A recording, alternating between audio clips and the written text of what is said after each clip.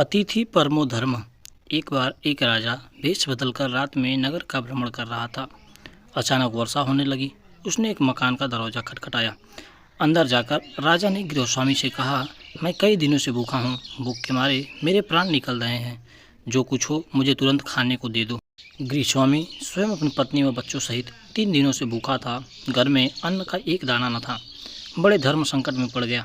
उसे समझ नहीं आ रहा था कि वह अपनी भूखे अतिथि को कहाँ से भोजन कराए।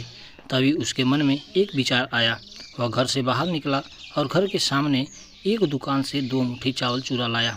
उस गृहस्वामी ने अपनी पत्नी से उन चावल को पकाकर उन्हें अतिथि को खिलाने के लिए कहा।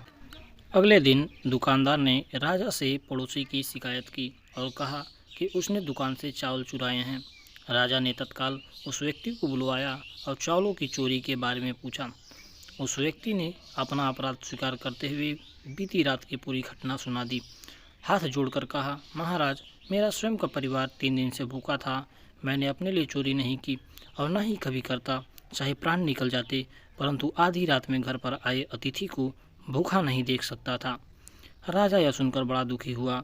उसने बताया कि अतिथि वह स्वयं था। फिर उसने उस दुकानदार को बुलवाया और पूछा कि क्या उसने अपनी दुकान से पड़ोसी को रात में चावल चुराते हुए देखा था।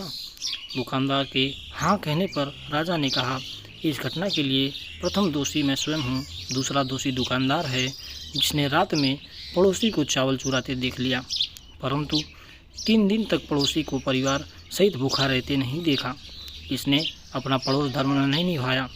राजा ने उस दुकानदार को जाने के लिए कहा और उस गृहस्वामी अतिथि निष्ठा भाव से प्रसन्न होकर 1000 सोने की असरफियाँ उसे इनाम में दी। शिक्षा। दोस्तों, इस कहानी से हमें शिक्षा मिलती है कि हमें अतिथि का सदैव सम्मान करना चाहिए। और देखा जाए तो हमारे ग्रंथों में लिखा है, अतिथि परमो धर्म, मतलब ये अतिथि का सत्कार हमारा परम धर्म है। आशा करता हूँ ये छोटी सी कहानी आपको पसंद आई होगी। धन्यवाद।